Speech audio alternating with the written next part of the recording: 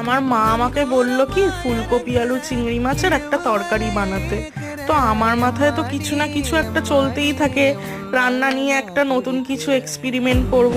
মানে ওই একঘেয়ে ফুলকপি আলু চিংড়ি মাছ তো খাবো না, কিন্তু এমন কিছু একটা রান্না করি যেটা এই শীতের সময় খুবই ফ্লেভারফুল, টেস্টি আর সবাই মনে রাখবে। তো আমি বেসিক কিছু মশলা নিয়ে সবজিগুলো ম্যারিনেট করে নিয়েছিলাম 8 ঘন্টা মতন। আপনারা আপনাদের কিছু পছন্দের সবজি চাইলে অ্যাড করতে পারেন। তারপরে এই একটা কাঠির মধ্যে এইভাবে অ্যাসেম্বল করে নিয়ে গ্রিল করে নিয়েছিলাম 8 মিনিট মতন। তো আপনারা যদি ফুলকপি আলু চিংড়ি মাছ না খেতে চান বা না বানান, এই রেসিপিটা অবশ্যই ট্রাই করে দেখতে পারেন। মানে এটা one of my best recipe বলা যেতে পারে। আপনারা গ্যাসে ওই রেসিপিটা ট্রাই করতে পারেন, ফ্লেমটা আস্তে রেখে, তাও এটা অতটাই সুন্দর হবে। তো মানে সাফাচাট হয়ে গেছে পুরো প্লেটটা।